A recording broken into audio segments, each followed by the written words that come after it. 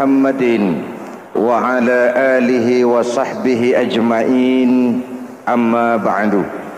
Hadirin hadirat ma'asyiral muslimin yang saya cintai, ada sebuah cerita pendek.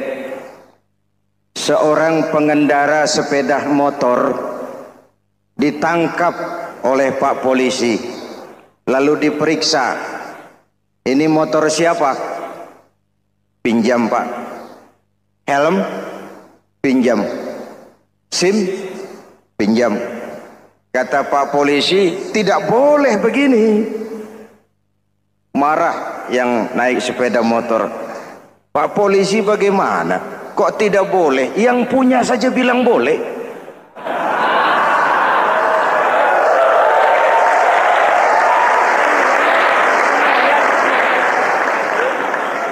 Cerita ini memberikan gambaran bagaimana masyarakat kita sekarang cenderung memboleh-bolehkan diri sendiri, melahirkan permissive society.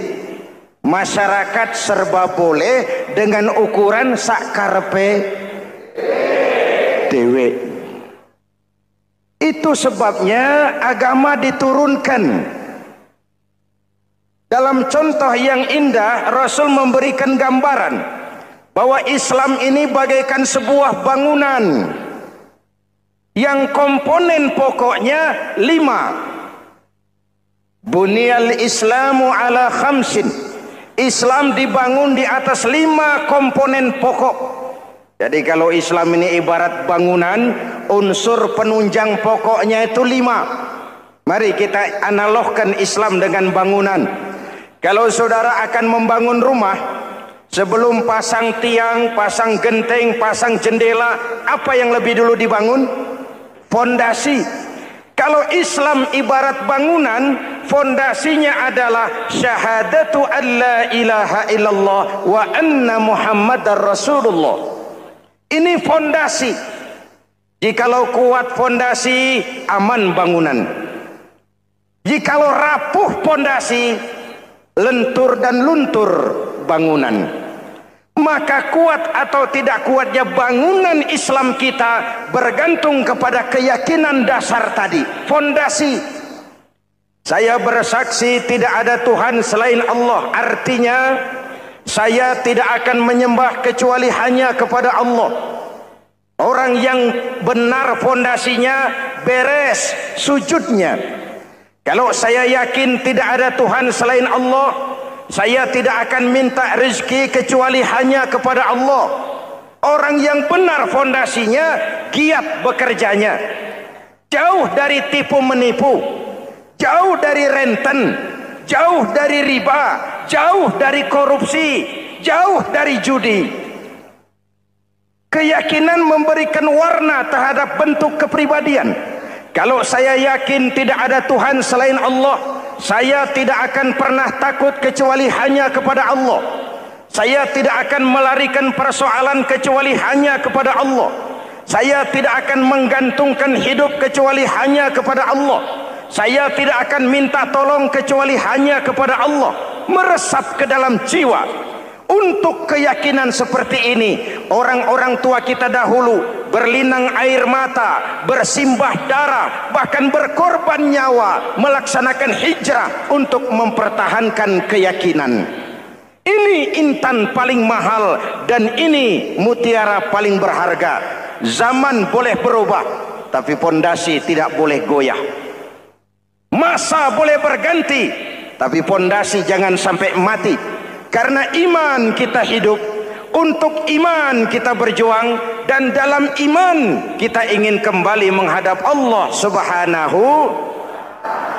Masih ingat cerita tentang Bilal? Masih? Mengulang kaji saja. Bilal itu budak sahaya. Ketika masuk Islam, dipanggil oleh majikannya. Bilal. Iya bos. Saya dengar kamu masuk Islam ya? Iya bos. Kok berani-beraninya kamu masuk Islam? Memangnya kamu budak siapa Bilal? Ya budak, bos. Bos. Kamu kerja sama siapa? Sama bos. Bos. Yang gaji kamu siapa? Ya bos. Nah, kamu kan ngerti Bilal. Kamu budak saya, kamu kerja dengan saya, yang gaji kamu saya, yang beri makan saya. Kenapa? Kok beraninya masuk Islam padahal kamu belum saya kasih izin? Bos, bos boleh beli badan saya, tapi jangan mimpi bisa membeli jiwa saya. Tuhan boleh kuasai badan saya, tapi jangan mimpi bisa menguasai keyakinan saya. Saya memang benar Tuhan yang gaji, tapi kan saya digaji, saya kerja. Kerja itu kewajiban saya, gaji itu hak saya. Soal keyakinan, jangan ikut campur bos. Kurang ajar kamu Bilal. Biarin. Bilal, begini saja. Kalau kau mau meninggalkan keyakinanmu, meninggalkan Allah Tuhanmu, kau akan kami merdekakan. Tapi kalau kau tetap dalam keyakinanmu, kamu akan saya siksa sampai mati. Bagaimana? Jangan mimpi bos. Lebih baik mati berkalang tanah daripada hidup bercermin bangkai. Biar saya gugur membela keyakinan daripada hidup jadi penjilat menjual akidah. Itu prinsip.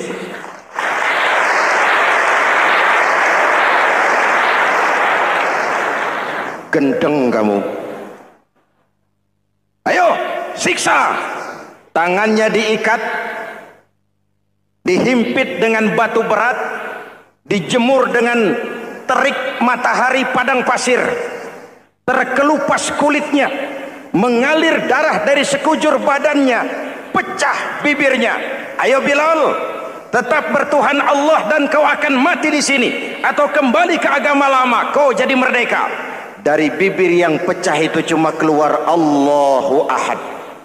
Bilal budak badannya, merdeka jiwanya, maka namanya ditulis dengan tinta emas dalam sejarah. Kita zaman sekarang merdeka badan kita, tapi sering budak mental dan jiwa kita, maka sejarah tidak pernah mau mencatat kita.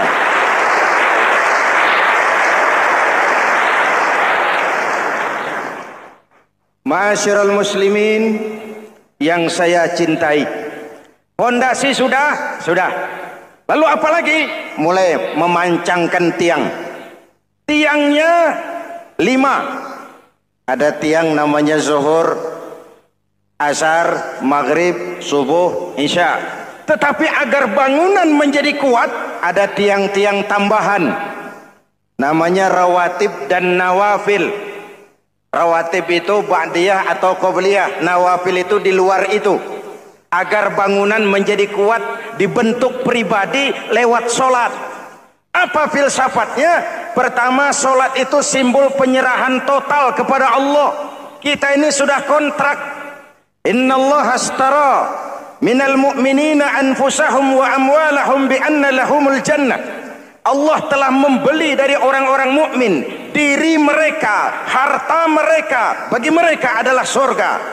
Penjual kita orang beriman, pembeli Allah, dagangannya amwal dan anfus, harganya adalah surga. Jelas? Penyerahan total itu dimulai dengan takbiratul ihram. Shalli fardal isya, Allahu akbar. Arahkan mata ke tempat kita sujud.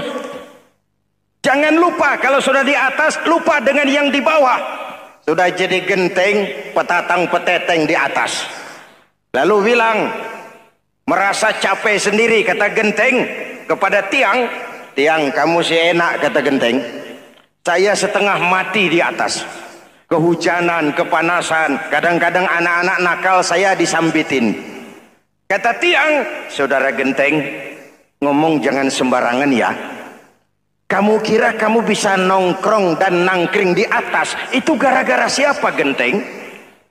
Kan saya yang sokong dari bawah. Kamu jadi pejabat tinggi, jadi anggota ini, anggota itu. Kami rakyat yang angkat, jangan sudah di atas kami ditekan. Jangan agama dijadikan topeng untuk kepentingan pribadi. Berpolitik untuk kepentingan agama, ayo, tapi menjual agama untuk kepentingan politik, itu yang merusak agama.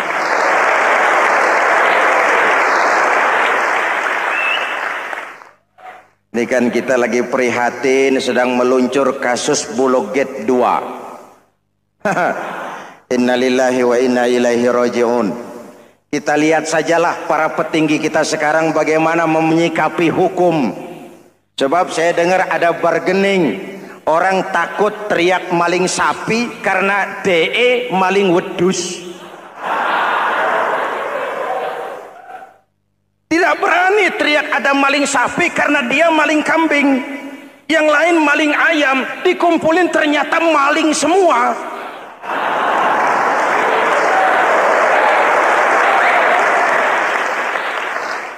Hadirin yang saya hormati, ini melukai rasa keadilan.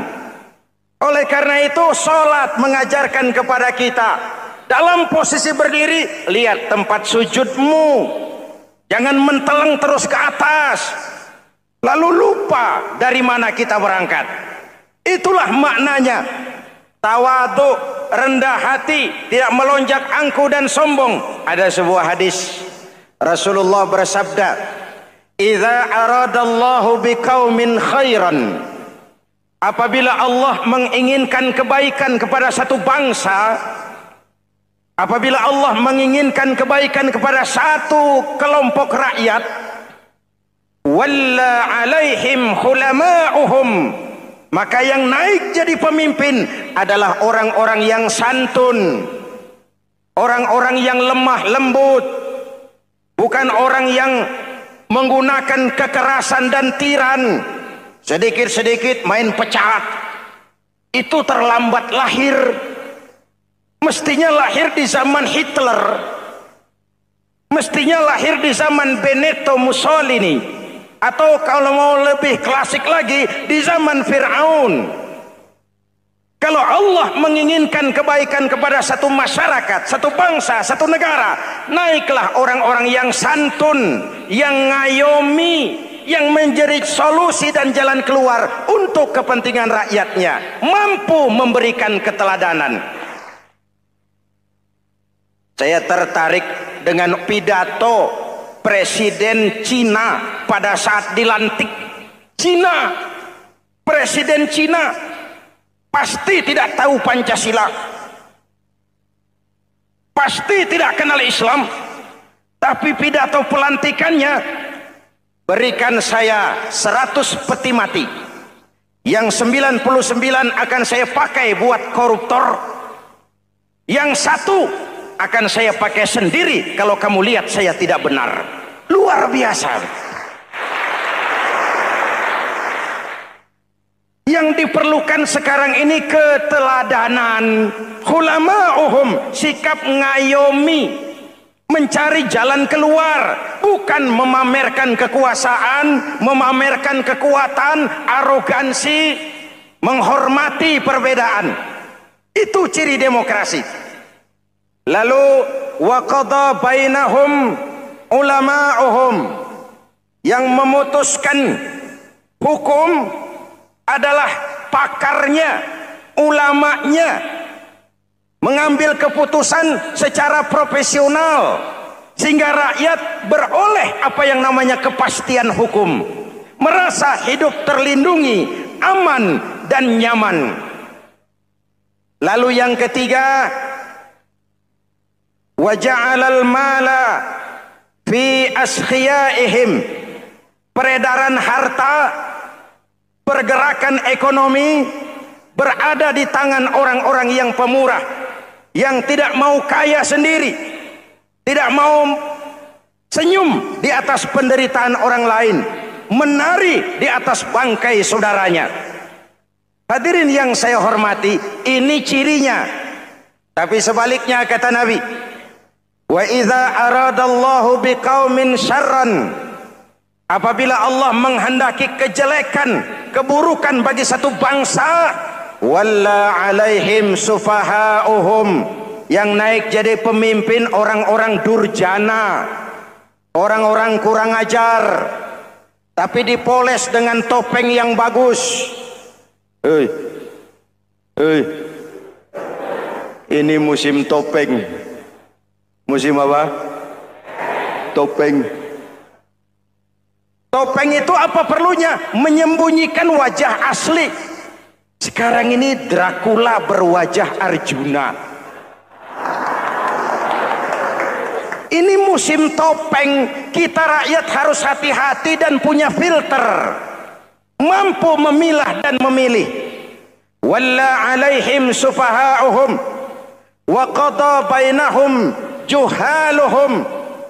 Yang memutuskan hukum, yang mengambil keputusan orang-orang bodoh. Wa ja'alal mala fi bukhalaihim. Peredaran harta, peredaran ekonomi jatuh di tangan orang-orang yang bakhil, yang tidak punya konsep menciptakan kemakmuran yang merata bagi seluruh rakyat Indonesia.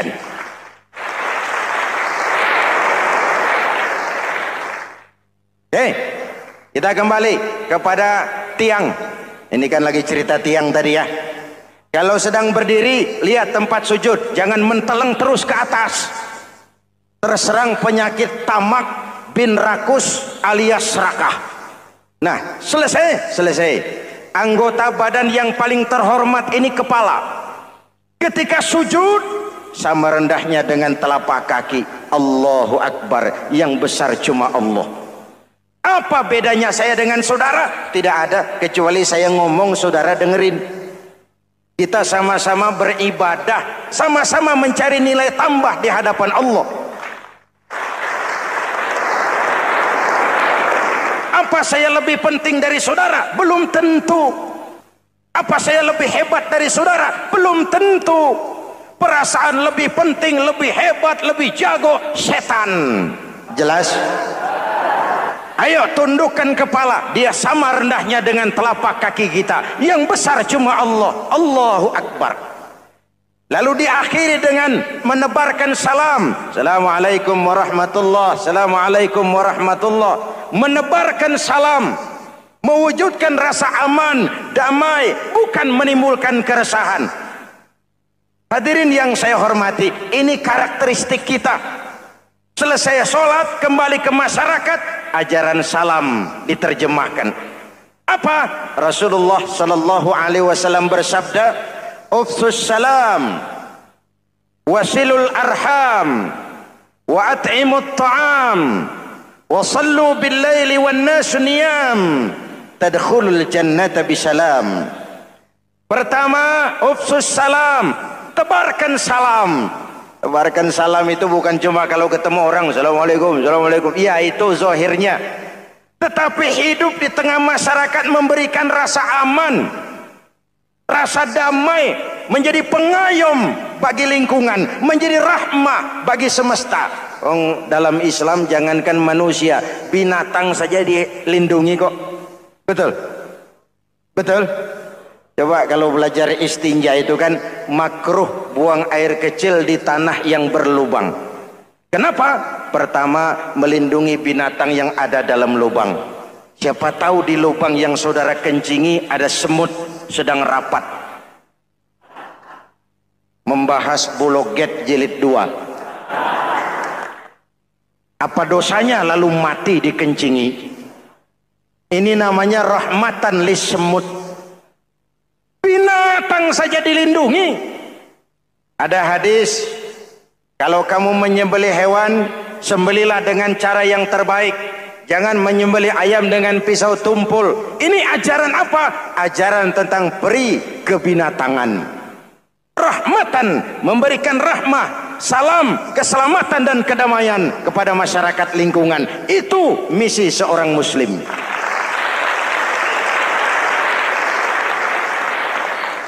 Hadirin, hadirat, ma'asyiral muslimin yang saya cintai. Saya kembali kepada pesan Nabi tadi itu. Pertama, ufsus salam, sebarkan salam. Sekarang ini kan yang banyak sebarkan isu, sebarkan fitnah, hancurkan nama baik orang, hantam orang di mana-mana. Padahal yang diajarkan ufsus salam, sebarkan perdamaian, bukan permusuhan. Cari kebenaran, bukan kemenangan.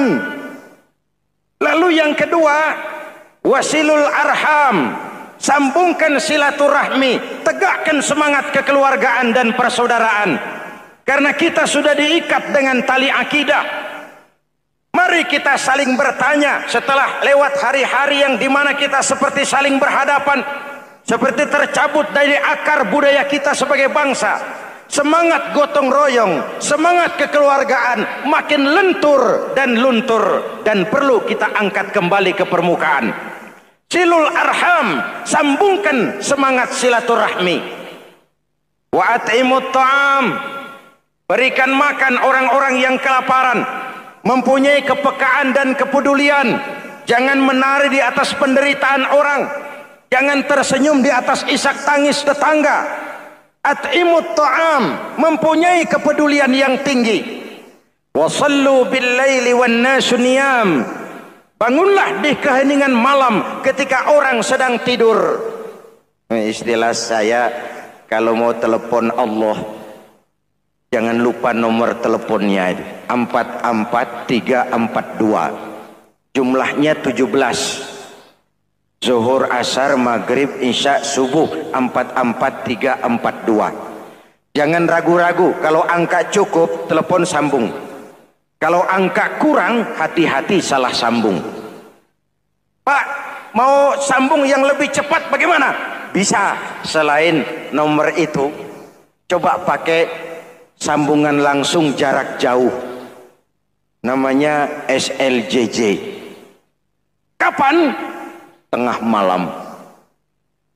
Kenapa tengah malam? Lebih murah. Lebih murah. Saluran kosong, telepon jarang yang pakai, orang banyak tidur. Wa minal laili fatahajjad bihi nafilatan lak asa ayyab'atsaka rabbuka maqaman mahmuda. Nun, di keheningan malam bangun. Seperti bapak-bapak, ibu-ibu sering bangun tengah malam ya Bu? Ya. Ngapain? Kalau bangun tengah malamnya sih saya percaya, cuma urusannya apa? Kira bangun tengah malam mau tahajud, malaikat sudah mau nulis, cuma buang air kecil, tidur lagi. Hampir salah tulis saya.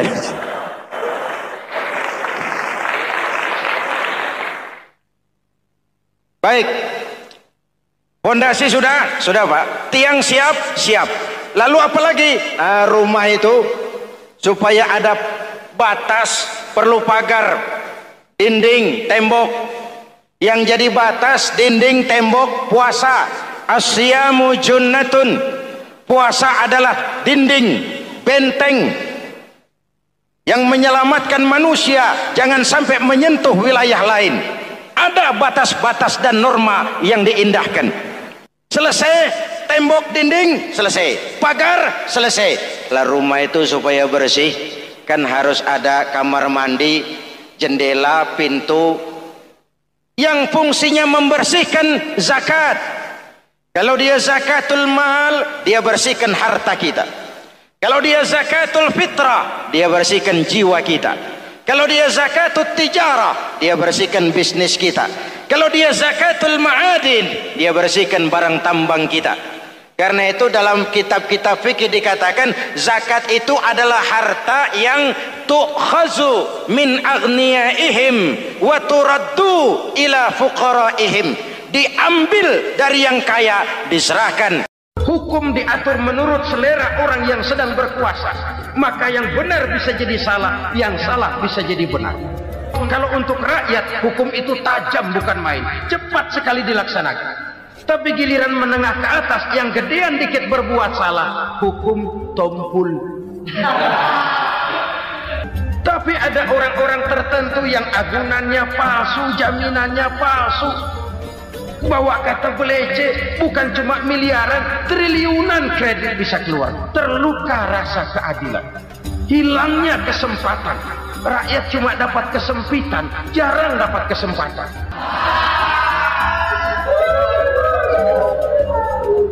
Penjara-penjara berdasi kepala botak yang menguras uang rakyat habis-habisan, enak saja melenggang dalam kehidupan ini. Makin terluka rasa keadilan rakyat. Wa ma hakamu bighairi ma anzalallah illa fasha fihimul faqru. Kalau hukum yang diterapkan sudah menyimpang dari keadilan yang diajarkan Allah, bertebaranlah kemiskinan di mana-mana. Assalamualaikum warahmatullahi wabarakatuh. Waalaikumsalam warahmatullahi wabarakatuh. Bismillahirrahmanirrahim. Alhamdulillahi rabbil alamin. Wassalatu wassalamu ala asyrafil anbiya'i wal mursalin Sayyidina wa maulana Muhammadin wa ala alihi wa sahbihi ajma'in, amma ba'd. Saudara-saudara kaum muslimin rahimakumullah, sebagai bangsa kita tengah menghadapi berbagai bencana, baik di bidang ekonomi maupun di bidang politik. Adalah potret kehidupan sehari-hari. Kita menyaksikan peristiwa-peristiwa yang memilukan dan memalukan. PHK terjadi di mana-mana. Pengangguran meningkat, harga-harga membumbung tinggi, daya beli rakyat semakin lemah. Sementara di bidang politik, kejadian-kejadian memberikan indikasi bahwa persatuan dan kesatuan kita sebagai bangsa dewasa ini tengah berada dalam ujian yang berat. Pada jumpa kita kali ini, tanpa bermaksud untuk mencari kambing hitam dari bencana yang kita hadapi, saya ingin menyampaikan sebuah hadis yang diriwayatkan oleh Imam At-Tabarani dari Ibnu Abbas bahwa Rasulullah sallallahu alaihi wasallam bersabda, khamsun bi khamsin. Ada 5 perkara yang dapat menimbulkan 5 macam bencana. Mari kita renungi hadis ini satu demi satu sebagai bahan introspeksi buat kita semua dalam menghadapi bencana yang tengah berlaku sekarang ini. Yang pertama, manaqasa qaumul ahda illa sullita alaihim aduwwuhum. Apabila suatu kaum sudah mengingkari janjinya, maka mereka pun akan dikuasai oleh musuh-musuh mereka. Sederhana saja nampak kalimat dalam hadis ini. Apabila orang sudah mengingkari janji, mereka akan dikuasai oleh musuh-musuh mereka sendiri. Dan musuh kita yang paling utama saat ini adalah kemiskinan dan kebodohan. Kenapa itu terjadi? Karena kita mengingkari janji kita sendiri. Di saat awal-awal berdirinya Orde Baru, kita pernah berjanji untuk melaksanakan Pancasila dan Undang-Undang Dasar 45 secara murni dan konsekuen. Kita berjanji bahwa kita akan menegakkan pemerintah yang bersih dan berwibawa. Itu semua pada permulaannya. Waktu demi waktu berjalan, kita lupa dengan janji yang kita ucapkan itu. Ketuhanan yang Maha Esa kita ucapkan, tapi kesetanan yang luar biasa yang kita lakukan. Kemanusiaan yang adil dan beradab yang kita dengungkan, tetapi kemanusiaan zalim dan biadab yang kita praktekkan. Sederhana saja saudara, hampir setiap pejabat pada posisi-posisi kunci, di awal-awal ia memangku jabatan itu, biasanya ia mengucapkan sumpah dengan lafaz demi Allah bahwa dalam melaksanakan jabatan ini saya tidak akan menerima hadiah atau pemberian dalam bentuk apapun. Itu pada permulaannya. Lama-lama rupanya hadiah itu asik juga, mulai diterima.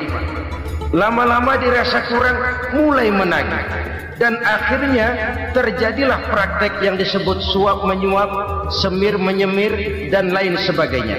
Kalau ini sudah menjadi kenyataan, bagaimana kita mau menegakkan pemerintah yang bersih dan berwibawa?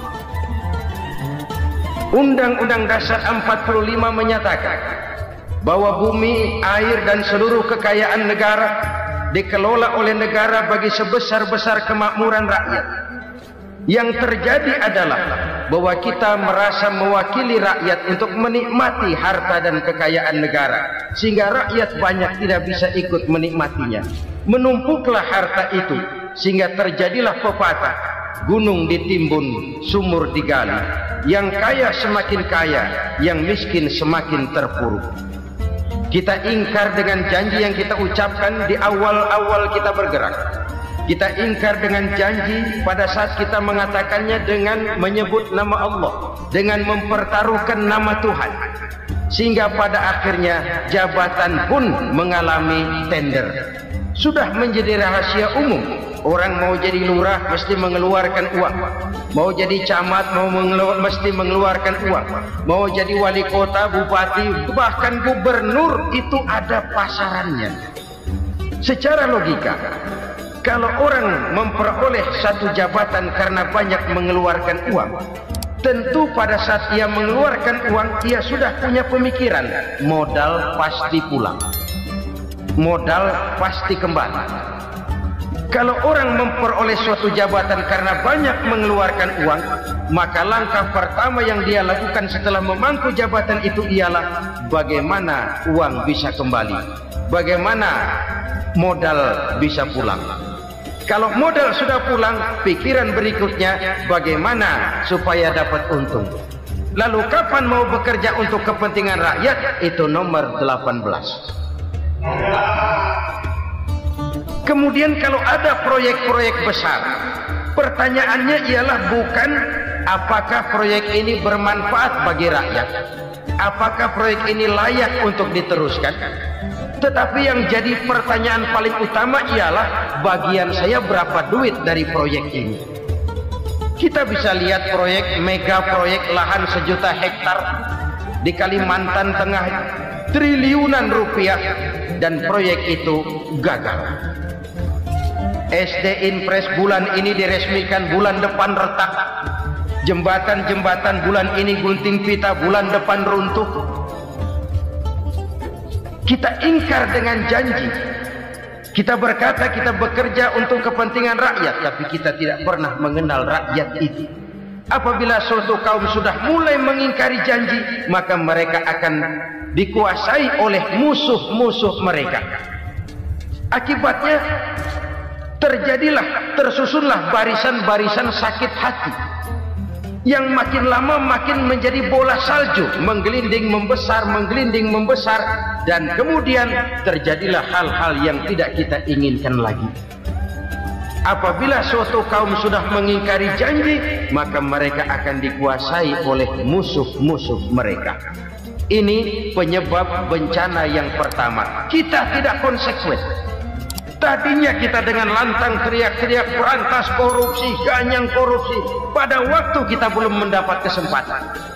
Setelah kita naik punya kesempatan, rupanya korupsi enak juga dirasa. Terjadi pergeseran nilai, orang luntur, kehilangan idealisme awal.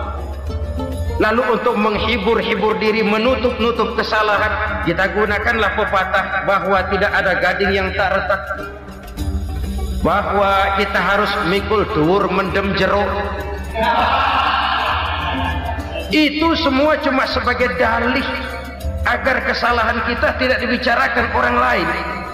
Padahal kita sendiri yang mengingkari janji. Kita yang keluar dari komitmen awal kita. Kita berjanji melaksanakan Pancasila dan Undang-Undang Dasar 45 dengan murni dan konsekuen.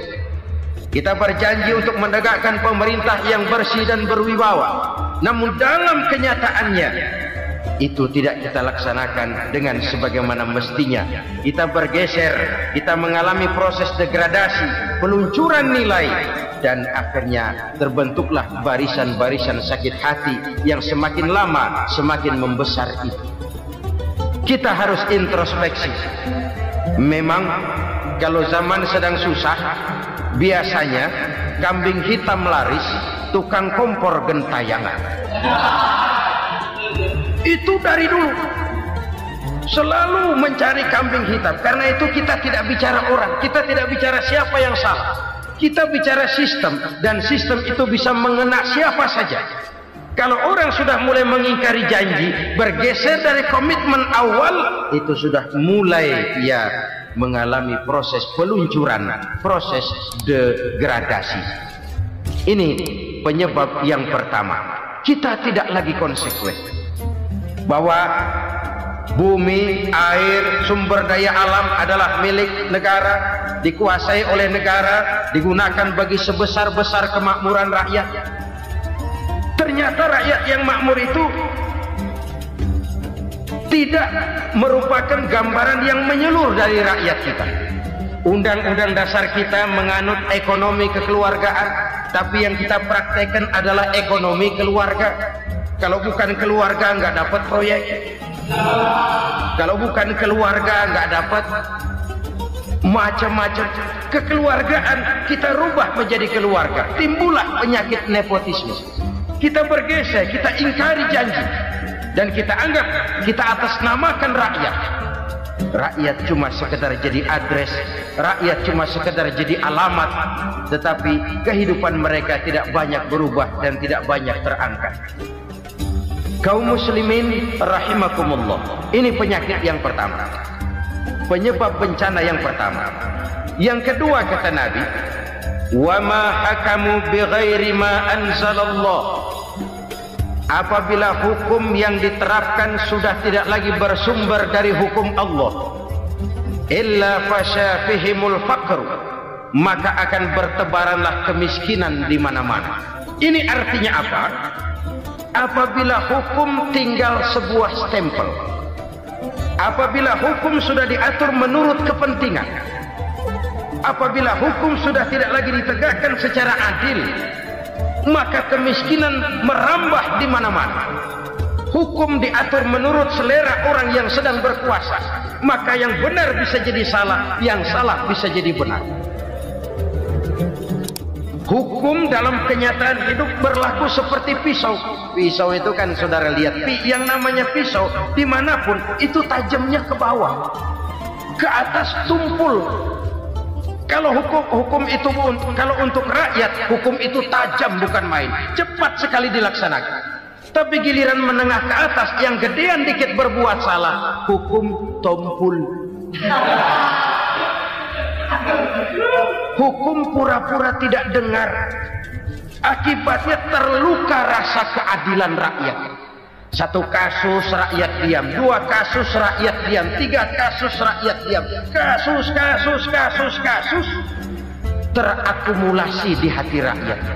Luka rasa keadilan, dan itu menjadi sumber bencana.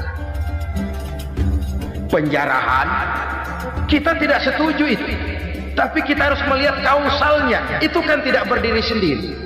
Itu kan karena terlukanya rasa keadilan rakyat, melihat kesempatan ini tidak merata. Kalau rakyat ini yang ngajukan kredit ke bank, walaupun jumlahnya cuma jutaan, ratusan ribu, susahnya 17 setan. Tapi ada orang-orang tertentu yang agunannya palsu, jaminannya palsu, bawa kata belece, bukan cuma miliaran, triliunan kredit bisa keluar. Terluka rasa keadilan, hilangnya kesempatan. Rakyat cuma dapat kesempitan, jarang dapat kesempatan. Dari lukanya rasa keadilan ini, memang ya entah lipstik, entah basa-basi, dibentuklah tim ini, dibentuklah badan pengawas ini, dibentuklah tim ini. Kalau membentur tahu, hancur tahu. Tapi kalau tim yang dibentuk membentur karang, bukan karangnya yang hancur biasanya, timnya yang bubar. Kenapa? Yang dibentur batu karang yang sangat keras. Kita main-main dengan hukum. Kita tidak konsekuen dengan hukum. Luka rasa keadilan dan itu terakumulasi. Edi Tamsil, rakyat tahu, terakumulasi. Menguap begitu saja. Kasus-kasus lain rakyat tahu, menguap begitu saja. Ketidakadilan terakumulasi, mengendap di hati rakyat, menunggu ledakan. Pada saat sumbu meledak, rakyat tidak bisa dibendung lagi. Oke, kita tidak setuju dengan penjarahan, tapi jangan melihat itu sebagai peristiwa yang berdiri sendiri. Kenapa itu terjadi? Kausalnya kenapa? Oke, kita tidak setuju memang, tapi yang dijarah oleh rakyat kan memang cuma untuk perut. Yang dijarahkan beras, yang dijarahkan televisi, yang dijarahkan kulkas yang masih bisa dihitung, yang memang real untuk kebutuhan rakyat. Penjara berdasi kepala botak yang menguras uang rakyat habis-habisan, enak saja melenggang dalam kehidupan ini. Makin terluka rasa keadilan rakyat. Apabila hukum yang diterapkan sudah menyimpang dari keadilan yang diajarkan Allah, fasyafihimul fakru, bertebaranlah kemiskinan. Aneh, memalukan, memilukan. Sebuah negara agraris yang katanya pulaunya hijau royo-royo, Gemah Ripalah Jenawi Toto Tentem Kertora Harjo, yang tahun 93 pernah mendapat penghargaan dari FAO, Badan Pangan Sedunia, sebagai negara yang berhasil dalam swasembada pangan. Sekarang ini kita terpaksa betul beli beras dari Vietnam, beli beras ke Kamboja, beli kedelai dari Kamboja. Kenapa? Lahan sawah kita habis ditanami pabrik. Teknologi kita, teknologi loncatan yang non-applied, tidak terpakai oleh kita. Lantas lahan yang tidak bisa kita tanami, kita paksakan lahan-lahan gambut menjadi tanah pertanian yang subur dengan biaya triliunan, dan kita gagal. Kita cari jarum dan kapak hilang. Kita mau jadi negara industri dengan loncatan teknologi yang maju, kita lupakan pola pijak kita sebagai negara agraris, dan akhirnya kita kecolongan. Lihatlah dewasa ini, rakyat kita antri sembako di mana-mana. Di sebuah negara agraris, ketidakadilan melahirkan kemiskinan, kemiskinan moral dan kemiskinan material. Kemiskinan moral, rakyat nggak percaya lagi sama pejabat. Rakyat mengalami krisis figur. Orang ala lu ngomong dah sama ember.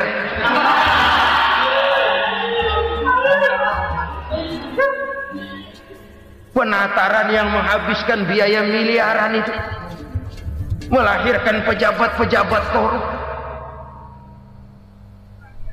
Pengawasan yang menghabiskan biaya miliaran itu ternyata impoten, mandul. Kemiskinan moral. Jujur saya berkata, saudara-saudara, setelah pintu reformasi dibuka, itu yang masuk memang macam-macam. Ada yang memang punya tujuan murni, konsekuen, dan punya konsep. Ada yang nunggu di tikungan, begitu mobil lewat nyamber pintu, berangkat ikut reformasi. Ada yang memanfaatkan momentum, mumpung, untuk nyampein unek-unek, ngerti nggak, pokoknya ngomong. Sehingga keadaan semakin rancu, kebingungan semakin menjadi-jadi, masalah yang paling urgen tidak terselesaikan.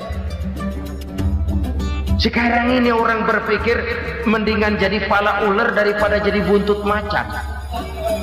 Buntut macan memang hebat macan, tapi kalau buntutnya cuma ugel-ugel di belakang buat apa? Mendingan jadi pala ular, kecil juga nyaplok. Artinya ya biar kecil juga kalau punya partai kan gagah. Lalu rame-rame bikin partai kayak bikin arisan. Orang makin mengalami dislokasi. Semua mau jadi pahlawan, semua mau nomor satu, semua ngomong. Iya kalau bidangnya, kalau bukan makin rancu. Marilah lewat kesempatan ini saya mengajak kita untuk tahu diri. Biarkan politisi ngomong politik, biarkan ekonom menata ekonomi, biarkan praktisi bicara soal hukum, biarkan rakyat munajat, istighfar, mohon pertolongan Allah. Tahu diri kita. Kalau memang ayam, kukuruyuk aja dah. Kalau memang kucing, ayo ngeong.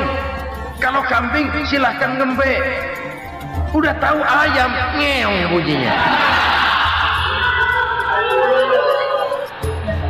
Suaranya palas, orang nggak ngerti, bingung, makin menjadi-jadi. Ibarat kesebelasan sepak bola bangsa kita sekarang ini, rame-rame mau bikin gol, kiper ikut nyerang sekarang. Memilukan dan bahkan memalukan. Wa ma hakamu bighairi ma anzalallah illa fasha fihimul fakru. Kalau hukum yang diterapkan sudah menyimpang dari keadilan yang diajarkan Allah, bertebaranlah kemiskinan di mana-mana. Coba sekarang ini, yang punya duit bingung, apalagi yang kagak punya duit. Yang pengusaha gede ngeluh, apalagi yang pengusaha pas-pasan. Yang kagak punya beras, yang punya beras saja masih bingung, apalagi yang nggak punya beras. Ini sudah demikian merata. Dulu kita kagum mendengar konglomerat kelas wadah, kelas-kelas yang seakan-akan cuma ada dalam khayal mereka, punya kekayaan miliaran dolar, triliunan. Sudahlah, seolah-olah nggak terjangkau sama kita. Weh, ternyata yang gede-gede itu juga gede utangnya. Dan rontok satu demi satu. Ternyata rakyat selama ini cuma dialamatkan, cuma dijadikan address.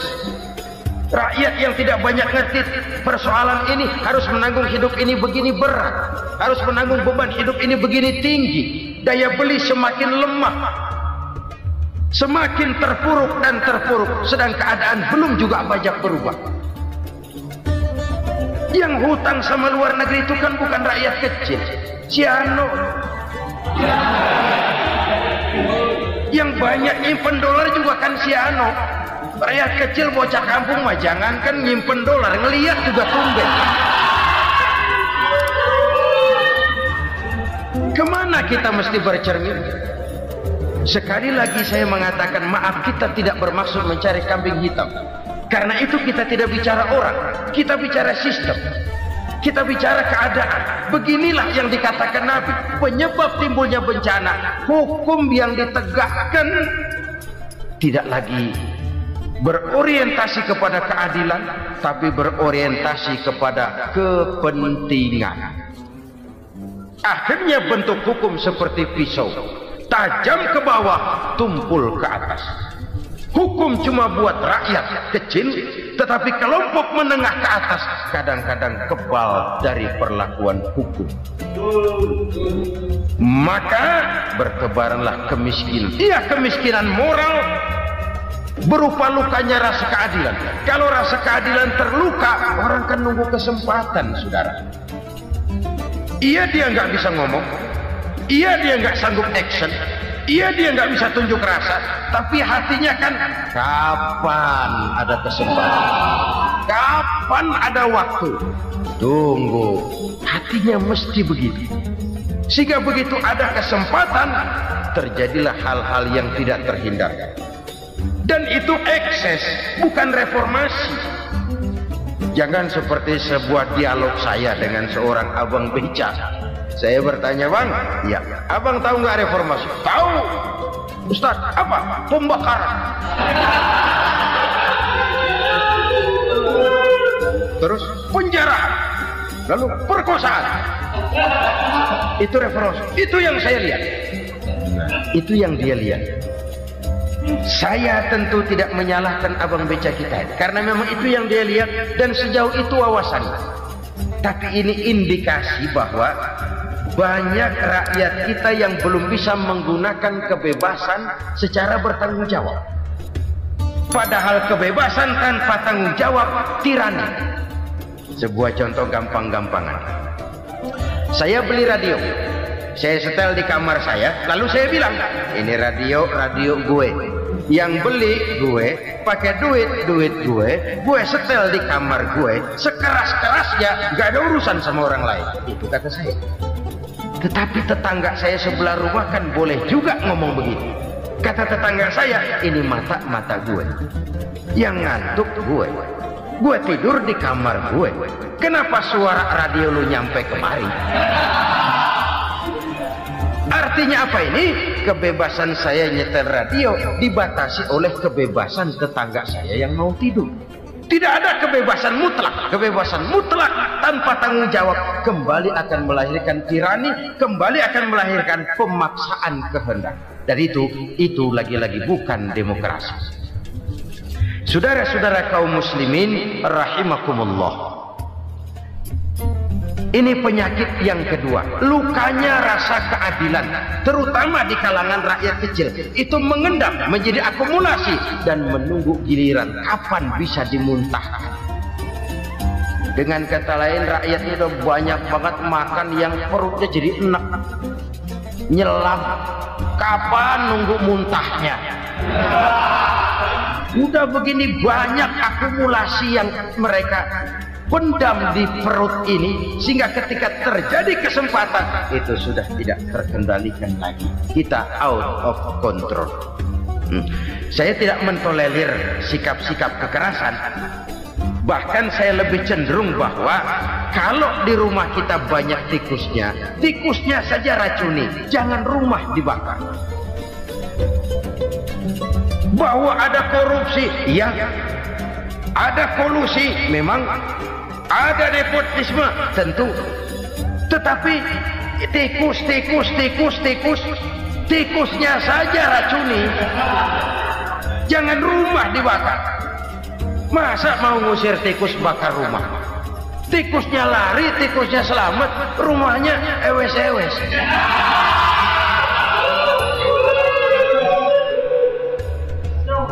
Tikus selamat, rumah nggak punya, masalah nggak terselesaikan dengan sebagaimana yang kita harapkan. Kita sepakat ini negara hukum, dan di hadapan hukum semua manusia itu sama. Itu prinsip yang diajarkan Allah. Al-musawat bainan nas fi takalifil ahkam. Semua manusia sama dalam berhadapan dengan hukum Allah Subhanahu wa taala. Kalau hukum sudah pandang bulu, itu jelas yang enak yang banyak bulunya. Siapa yang banyak bulunya? Monyet. Kalau hukum pandang bulu, monyet keenakan. Saudara-saudara kaum muslimin rahimakumullah, introspeksi.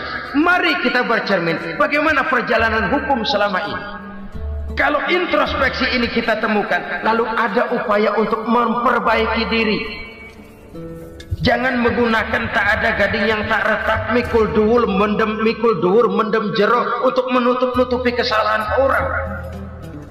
Padahal kesalahan itu sedemikian besar. Padahal rakyat kita tiap hari antri sembako. Ada yang sehari sekali makan, ada yang makan sudah bercampur tiwul, ada yang nasi sudah dicampur pisang, balik jadi orok lagi. Macam-macam upaya rakyat untuk menangsal perut ini. Lalu rakyat ditenang-tenangkan, lebih baik puasa Senin Kemis sambil menghadapi krisis ekonomi. Kenapa rakyat yang disuruh puasa? Kenapa bukan pejabatnya yang puasa lebih dulu untuk kemakmuran rakyat? Kalau rakyat yang memang perutnya udah gepeng disuruh puasa, makin krempeng perutnya. Artinya pejabat harus punya sense of politics. Ya, tidak, puasa itu kan tidak cuma Senin Kemis saja. Puasa itu puasa perasaan, puasa menghargai perasaan yang sedang kondisi yang sedang dihadapi oleh rakyat. Bagaimana rakyat yang tengah antri sembako melihat pejabatnya lewat dengan mobil yang harganya sampai 1 miliar. Oh, inilah pemimpin saya. Luka lagi rasa keadilannya. Kita tidak tenggang rasa. Puasa dalam artian itu pun akan menolong menegakkan semangat kebersamaan, membentuk semangat kebersamaan. Saudara-saudara kaum muslimin rahimakumullah, penyebab bencana yang ketiga dikatakan oleh baginda Nabi, wala dhaharat fihimul fahishatu illa fasha fihimul maut. Apabila kekejian telah merajalela, maka maut bertebaran di mana-mana. Kita renungi butir kalimat dalam hadis ini. Apabila kekejian telah merajalela, maut bertebaran di mana-mana. Begitu murah arti sebuah kehidupan. Penjarahan untuk hal-hal yang kecil tapi sampai mengorbankan nyawa. Apabila kekejian sudah terjadi di mana-mana, maut pun bertebaran. Maut dalam arti berpisah ruh dengan jasad, tapi juga maut dalam arti orang bisa mati karirnya, orang bisa mati usahanya, orang bisa mati kesempatannya karena perbuatan-perbuatan keji yang selama ini tidak terbendung. Lahirlah teori mafia. Siapa yang kuat dia yang berkuasa, siapa yang lemah dia menjadi mangsa. Proyek-proyek besar yang menang tender itu ya dari itu ke itu saja. Yang pengusaha-pengusaha tidak punya koneksi, tidak bisa bayar komisi, dapat proyek tetelan. Ada dagingnya dikit, namanya juga tetelan. Dagingnya sudah habis disantap oleh meja. Sekian puluh meja dilalui, sekian puluh amplop dikeluarkan. Sehingga yang akhirnya ya tinggal tetelan itu tadi. Maka kualitas pekerjaan pun sudah bukan lagi jadi masalah. Demikianlah mafia-mafia ini bermunculan di mana-mana. Di pengadilan terkenal mafia pengadilan. Hukum bisa dibeli, hukum bisa dipesan menurut kebutuhan sponsor. Mafia peradilan, mafia politik, mafia ekonomi, bahkan mafia agama yang menggunakan agama sebagai kedok, menggunakan agama sebagai dalih, menggunakan agama sebagai topeng untuk melancarkan maksud-maksud politiknya pun tidak tertutup kemungkinan. Apabila kekejian telah merajalela, maut bertebaran di mana-mana.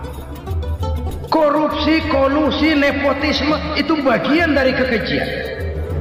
Kita selama ini kalau mendengar maksiat, itu yang terbayang cuma judi, mabuk, zina. Ya itu maksiat. Tapi korupsi, kolusi, nepotisme itu juga maksiat dalam bentuk lain. Kalau ini sudah bertebaran, maka maut terjadi di mana-mana. Jangan bayangkan cuma mati orangnya, itu sih kewajiban. Yang menyakitkan itu orangnya masih hidup tapi dibikin mati, karirnya mati. Kenapa? Karena yang diperlukan bukan cuma orang pinter tapi orang taat. Biar pinter, kalau nggak taat minggir. Biar bodoh, kalau taat bisa nyenangin atasan, bisa nyemur. Kumaha juragan wae ayo nama. Itu yang kadang-kadang dapat penghargaan. Tidak ada prestasi kerja kecuali bikin senang orang di atas. Kita lihat di desa-desa jalan rusak. Kalau ada berita pejabat anak mau turun, jalan rata sekali. Sampai tanah dari mana aja dikeruk buat ngeratain tuh jalan. Pejabat pulang legok lagi jalanan. Katanya kita kerja buat rakyat, nyatanya kita cuma melayani atas. Kenapa? Terjadi lingkaran setan. Seperti kata lagu Dul Sumbang itu. Mahasiswa takut sama dosen, dosen takut sama dekan, dekan takut sama rektor, rektor takut sama menteri, menteri takut sama presiden, presiden takut sama mahasiswa.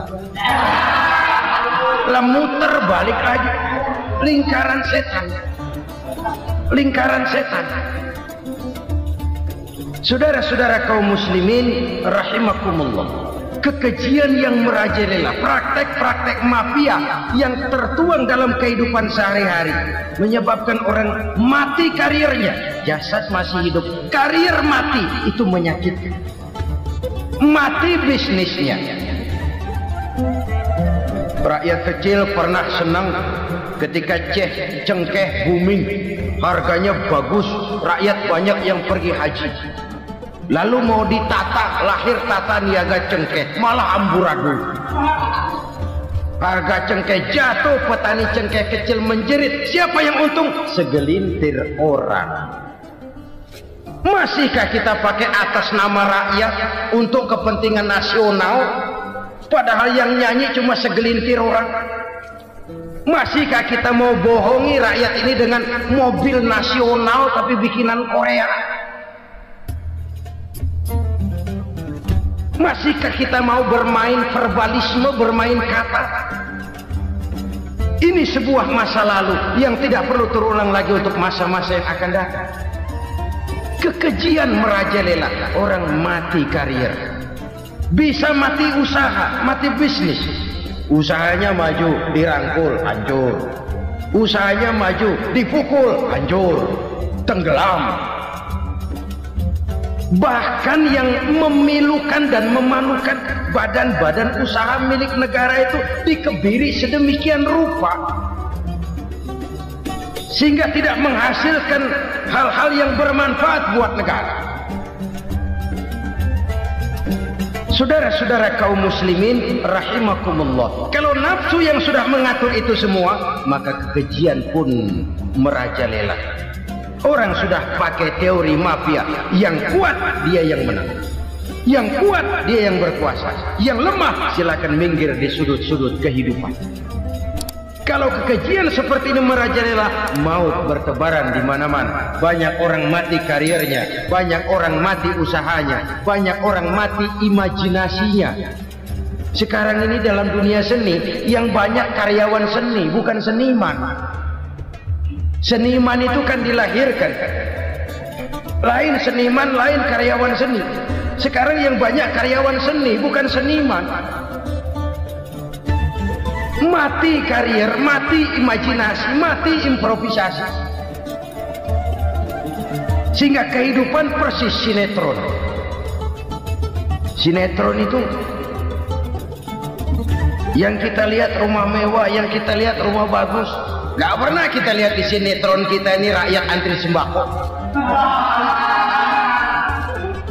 Kita dijejali hal-hal yang indah, yang wah, yang membuat kita tenggelam dalam gaya hidup instan, tenggelam dalam gaya hidup wah. Kita lupa dengan realitas keseharian di tengah-tengah masyarakat kita. Lahirlah kelompok-kelompok selebritis, dibesarkan oleh berbagai media. Selebritis pilek aja masuk koran, pilek.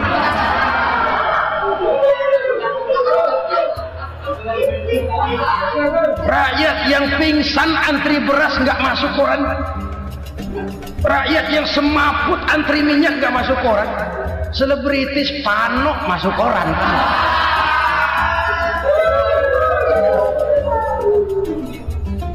Kita besarkan hal-hal kecil, kita kecilkan hal-hal besar. Kenapa? Kita mengejar oplah, kita profit oriented, tidak lagi berorientasi kepada realitas hidup yang kita hadapi ini.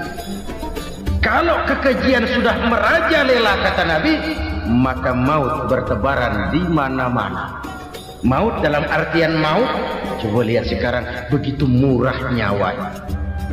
Karena 1000 perak orang mau nusuk bunuh. Karena beras seliter orang khilaf. Begitu murah kehidupan.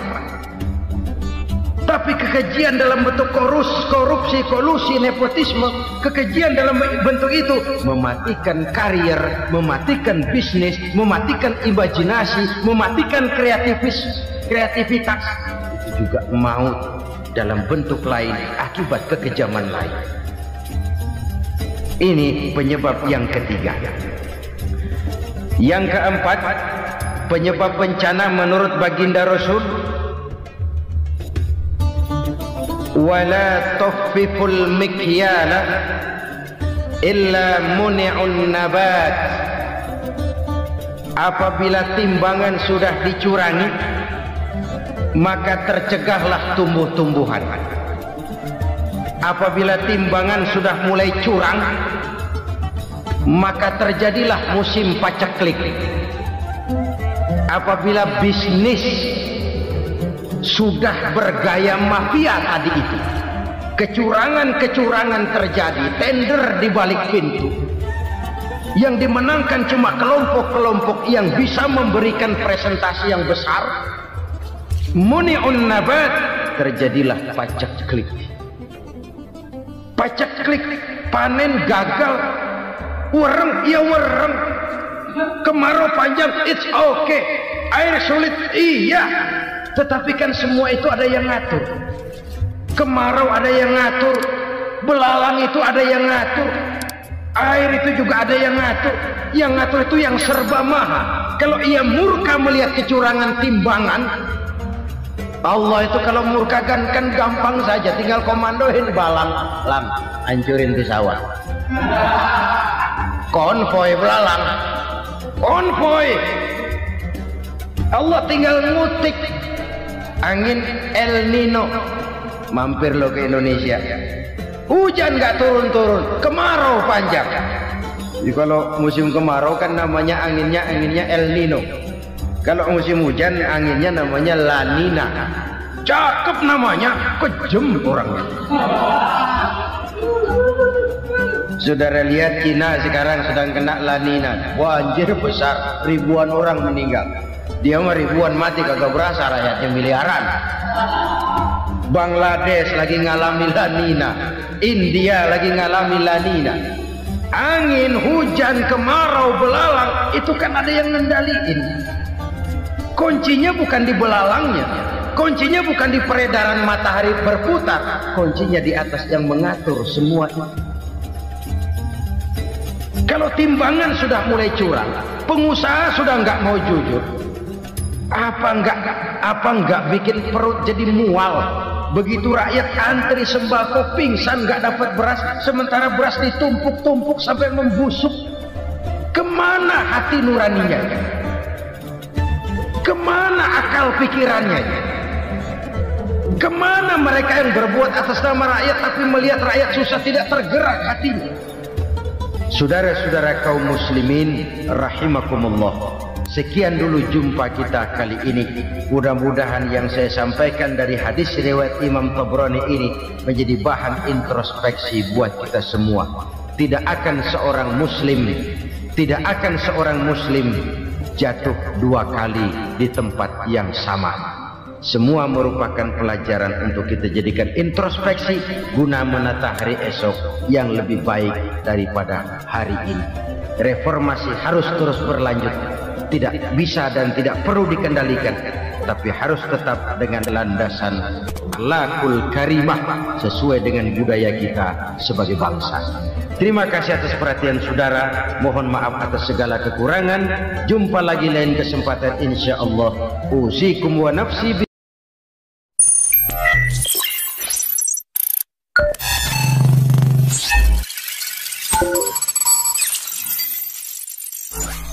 Teman-teman, kita mancing di spot kali kecil ini ya.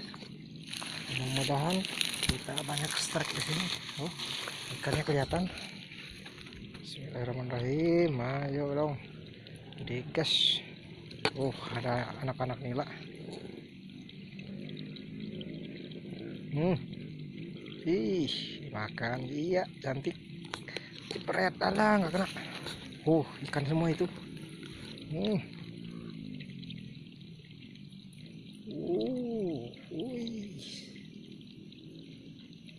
Ikan semua guys.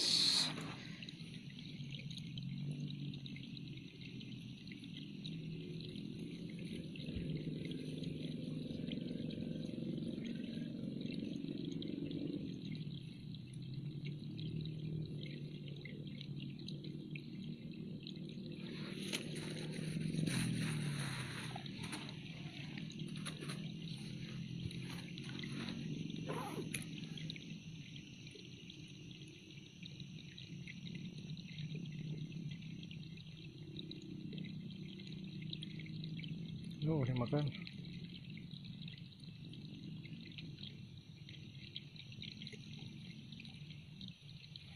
Banyak sekali ikannya.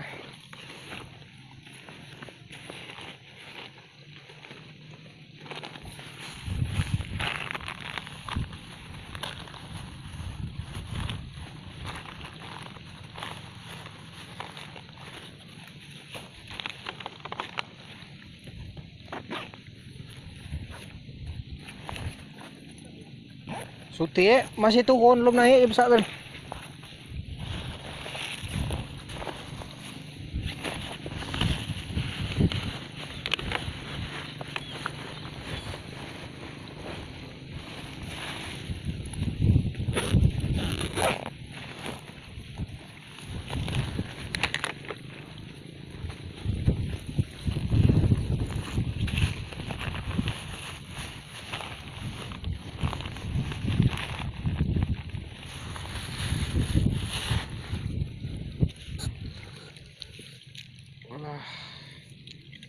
Wah, teman-teman.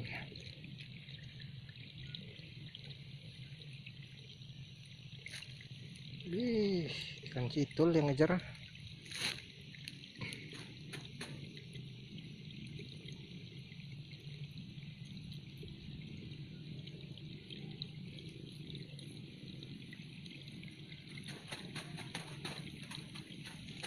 Oke, baru naik ikannya.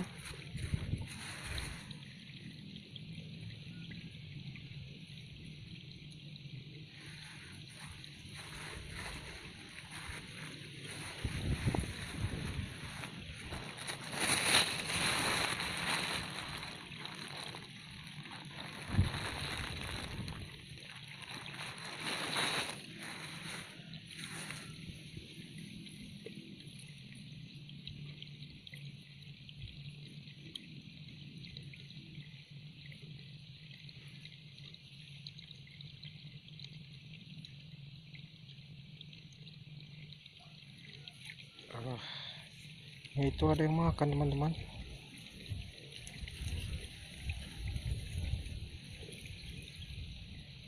Ikannya sih banyak itu kelihatannya.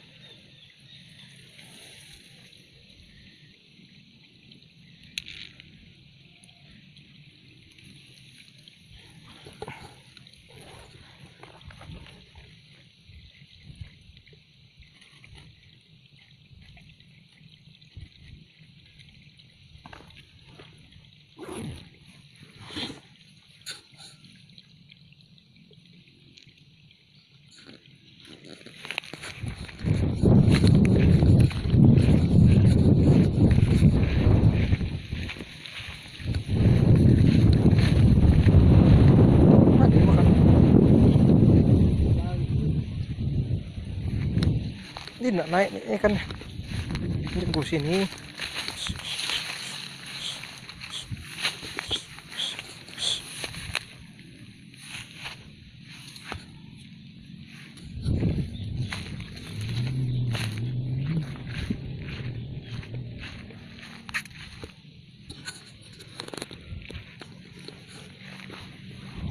Tuh, anak-anak ngilah semua teman-teman.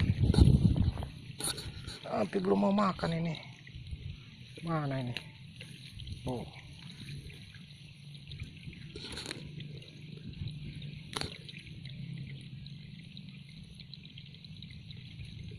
Pret.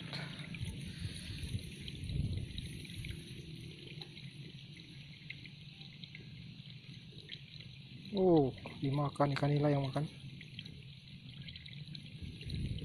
Iya, strike. Ikan nila yang makan.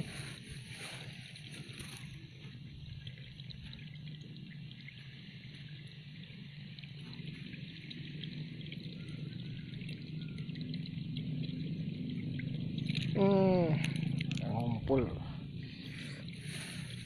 Ada ngumpul.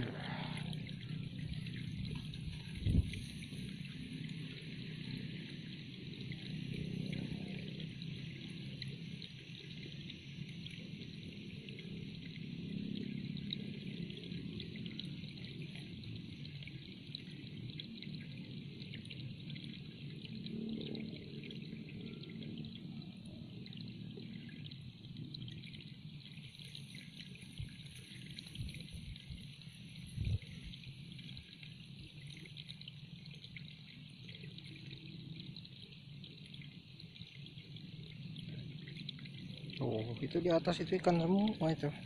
Oh, oh. Yes, kan gila lagi. Oh, langsung disambar, berebut ikannya, lancar lagi. Oh, banyak ikannya kau. Oh, oh,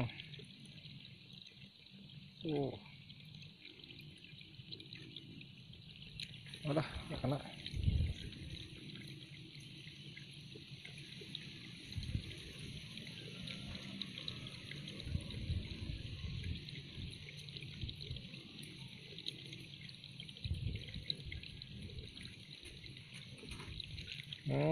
Mantap, setrek.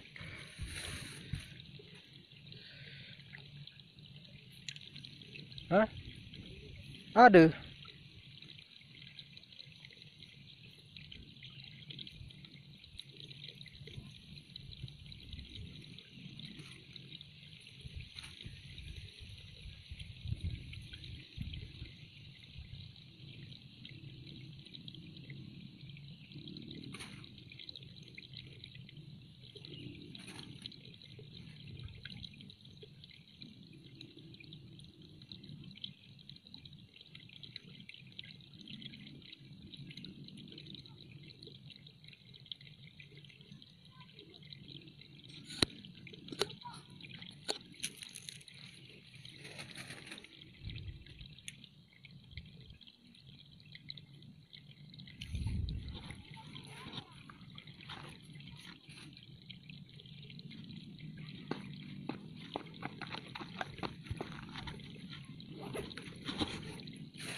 Oke, nggak mau lagi makan, geser ke atas, cok.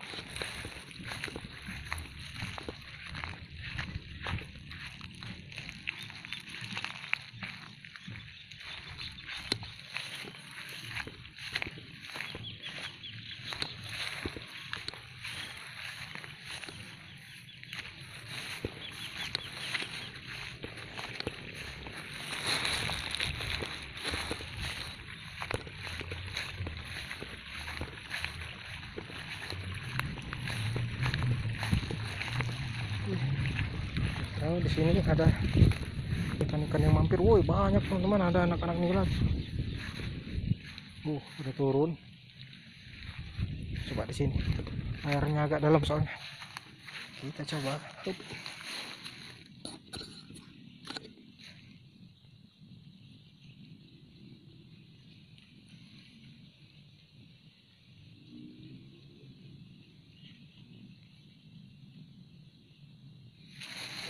Ada.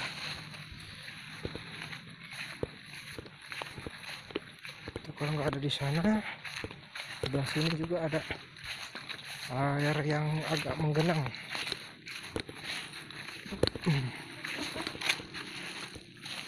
Nah, di sini teman-teman, kecil sekali airnya.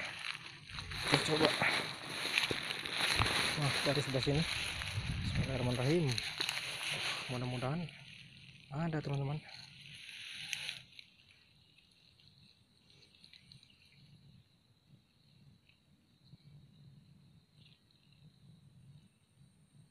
Ada yang makan.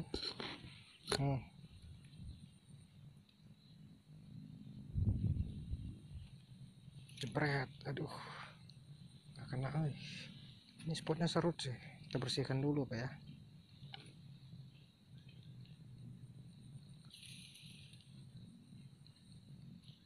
Spotnya serut. Kita agak bersihkan dulu teman-teman, biar lemparnya enak.